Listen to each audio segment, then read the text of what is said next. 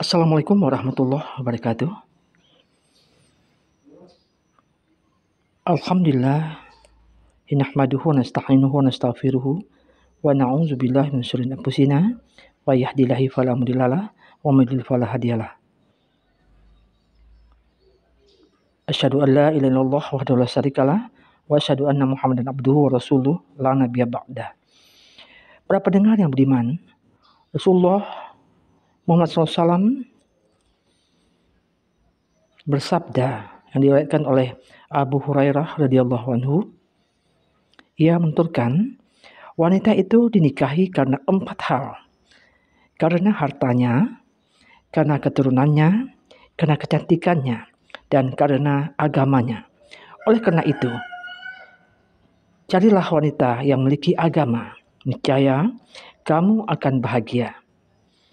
Para pendengar, agama adalah azas utama bagi seorang lelaki untuk memilih calon istrinya sebelum maju meminang dan memasuki ke jenjang pernikahan. Sebaiknya ia meneliti terlebih dahulu siapa wanita yang akan ia jadikan sebagai pasangan hidupnya, dan seharusnya ia memilih tipe istri yang taat kepada suami. Allah SWT berfirman dalam surah An-Nisa ayat 34. A'udzu billahi minasy syaithanir rajim. Bismillahirrahmanirrahim. Was-salihatu qanitatun hafizatun lil ghaibi bima hafizallah. Sebab itu wanita-wanita yang soleh ialah yang taat lagi memelihara diri di balik pembelakangan suaminya, oleh karena Allah telah memelihara mereka.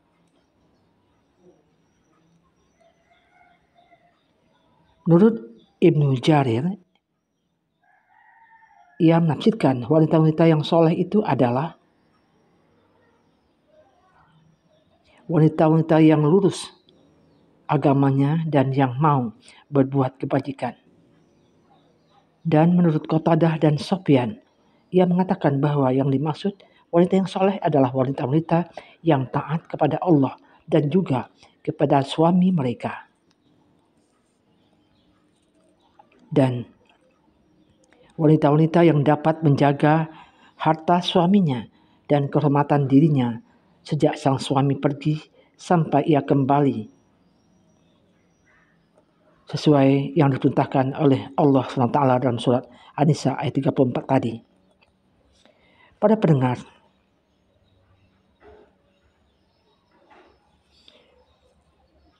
alangkah indahnya bila seseorang mendapat seorang istri yang pintar.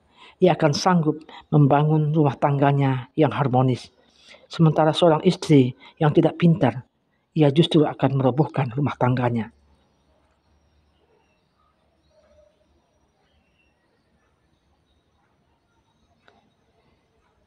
Imam An-Nawawi berkata, alangkah idealnya jika seorang istri selain memiliki agama, ia juga cantik dan pintar.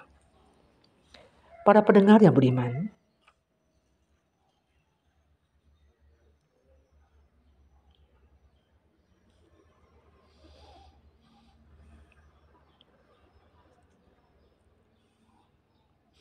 seorang berkata, merupakan sunnah apabila hendak melakukan hubungan dalam suami istri, maka suami terlebih dahulu sholat 2 rakaat dan memohon dikaruniai kebaikan serta memohon perlindungan dari keburukan.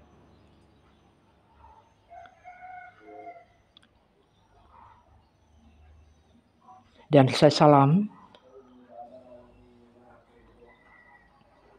seorang istri hendaknya ikut melakukan sholat di belakang suaminya.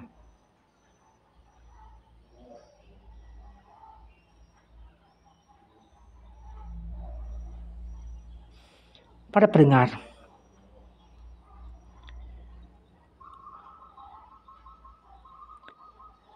andaikan kita menemukan seorang pasangan yang mau berkata jujur, segala puji bagi Allah.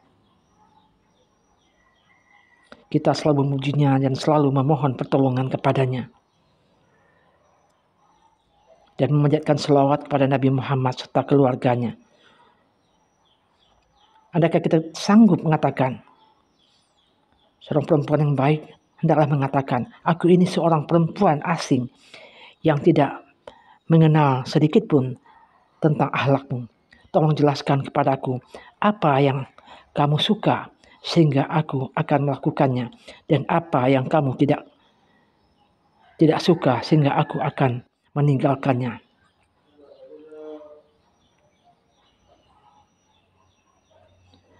Dan mengatakan di belakang, di kalangan kaummu terdapat perempuan yang bisa kamu nikahi, dan di kaumku juga demikian. Akan tetapi jika Allah sudah menggariskan ketetapan, terjadilah ketetapan ini, dan sekarang kamu telah memiliki aku, maka lakukan apa yang diperintahkan oleh Allah seperti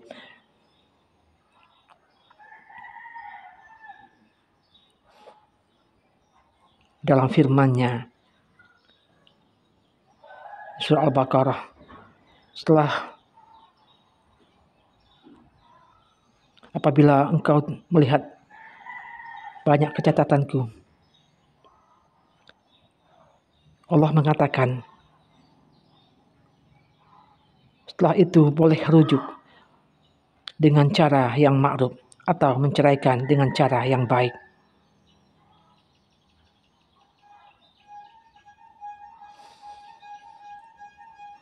Dan seorang istri menginginkan ini adalah mengucapkan kata-kata ini, memohon ampun kepada Allah untuk dirinya dan untuk suami tercintanya. Dan insya Allah mendengar kata-kata itu tentu akan merasa haru.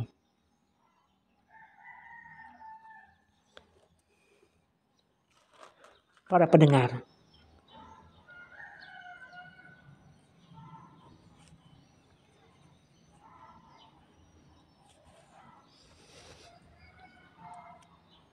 seorang suami dan seorang istri harus saling terbuka antara satu dan lainnya.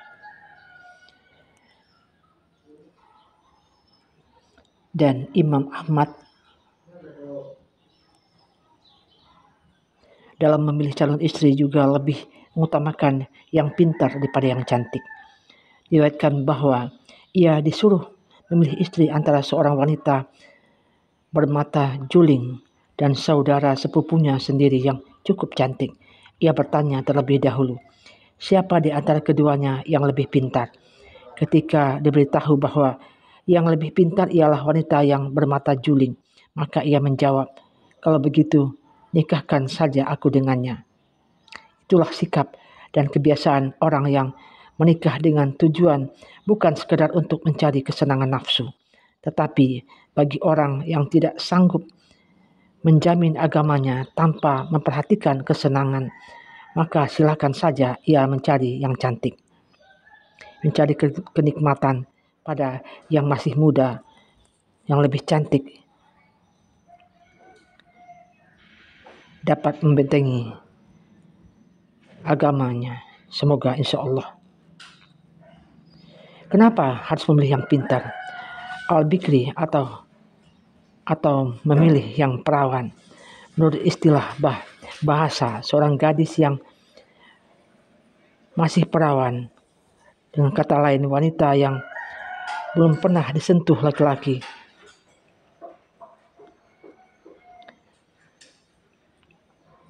adalah wanita yang baik untuk dinikahi.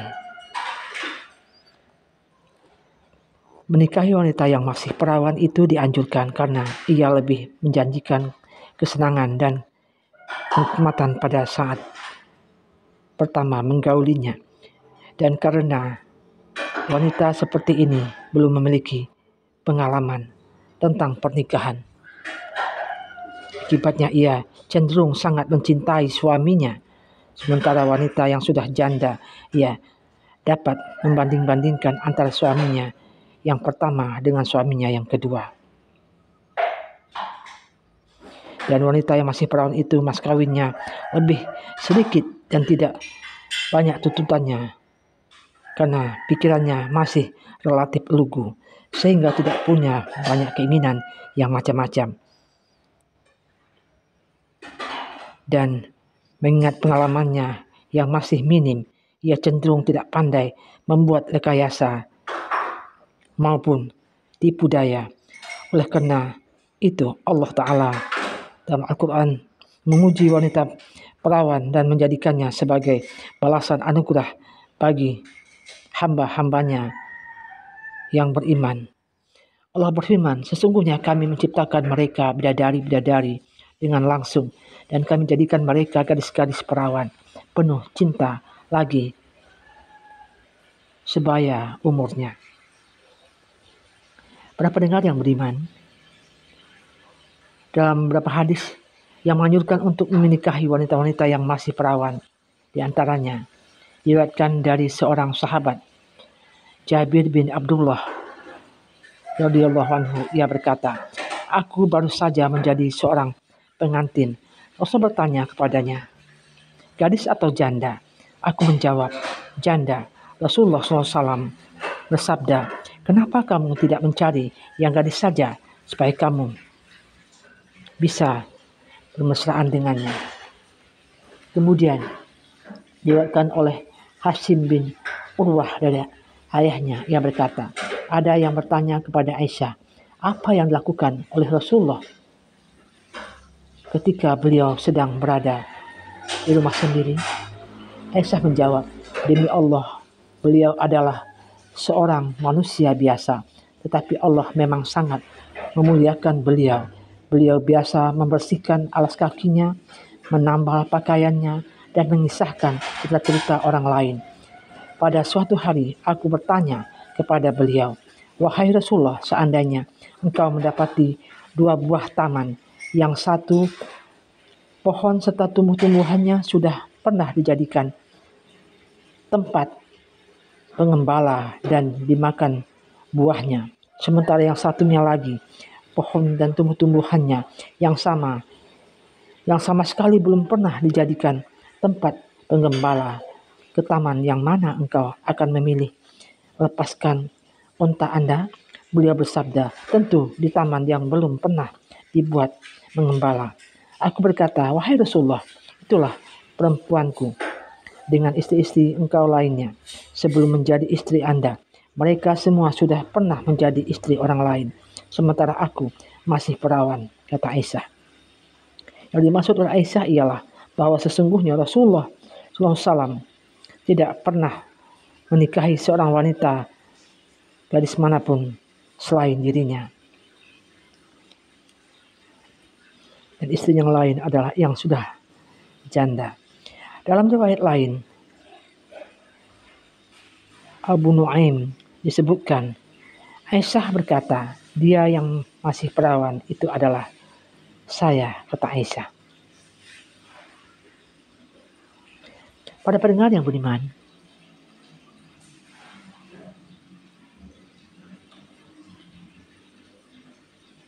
Rasulullah bersabda, nikahi wanita yang gadis karena mulut mereka lebih segar, rahim mereka lebih subur, dan lebih ridho terhadap yang sedikit. Kemudian segi-segi positif wanita yang masih gadis adalah Imam Abu Hanifah berkata, 1. Ia cenderung lebih mencintai serta menyayangi suaminya.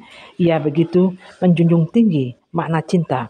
Oleh karena itulah Rasulullah SAW bersabda, nikahilah wanita yang penuh kasih sayang.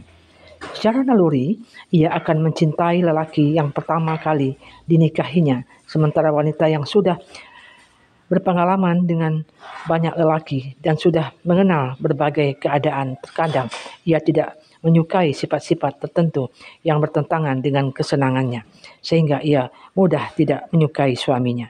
Yang kedua, lelaki itu cenderung mencintai wanita yang masih gadis daripada wanita yang sudah pernah bersuami. Ini adalah naluri alamiah. Yang ketiga, seorang wanita akan cenderung tidak bisa melupakan lebih terkesan dengan pernikahannya yang pertama dan lebih mendalam rasa cintanya dengan suami yang pertamanya. Para pendengar yang budiman,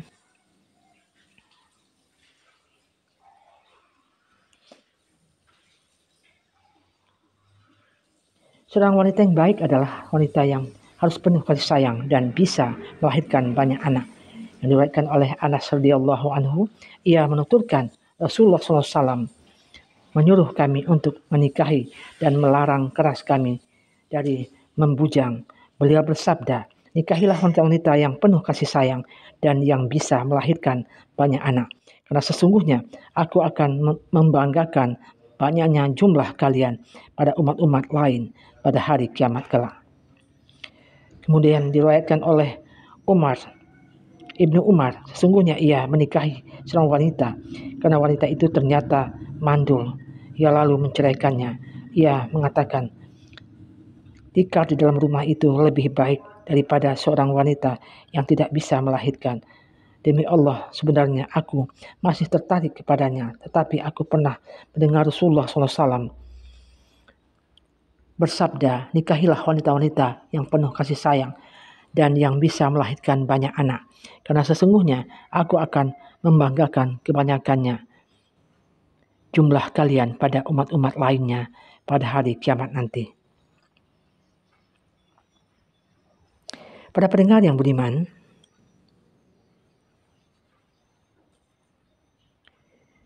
kemudian ada seorang lelaki yang datang kepada Rasulullah.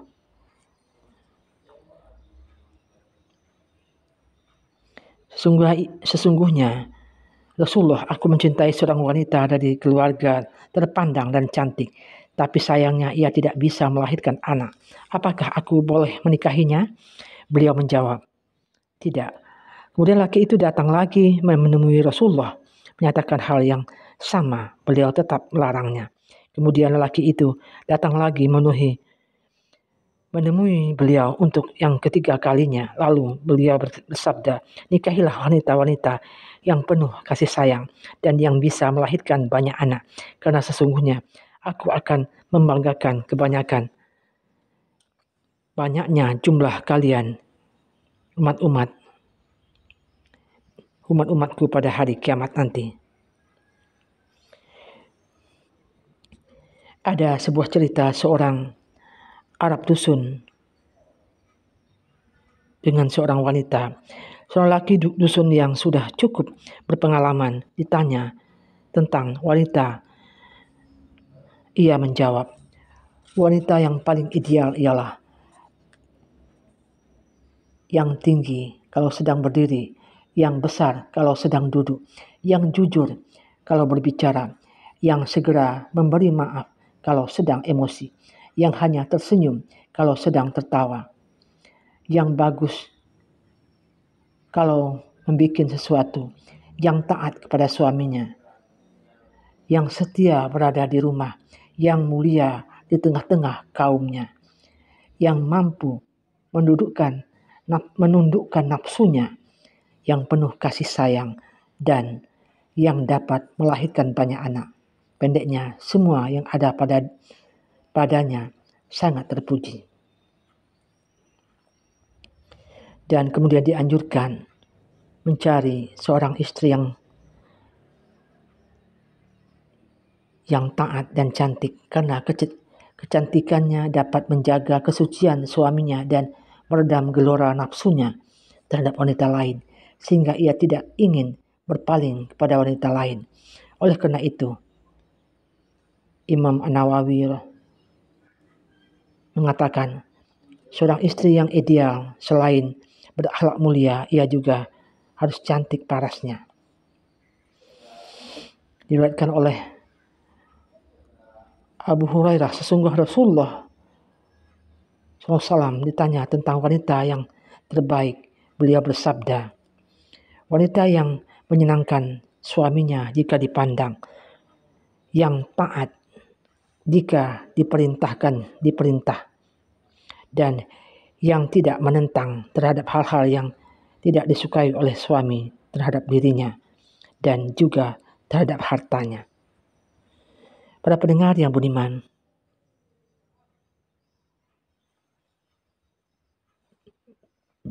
demikianlah berbagi ilmu pada hari ini. Semoga kita dapat mengambil iktibar atau pelajaran dari berbagi ilmu pada hari ini, dan semoga kedepannya kita lebih baik daripada sebelumnya dan dapat menjadi suami atau istri yang ideal, yang dicintai Allah dan Rasul-Nya, dan dapat menjadi pasangan yang mawaddah warahmah di dunia dan sampai di akhirat nanti. Billahi taufiq wal hidayah. Assalamualaikum warahmatullahi wabarakatuh.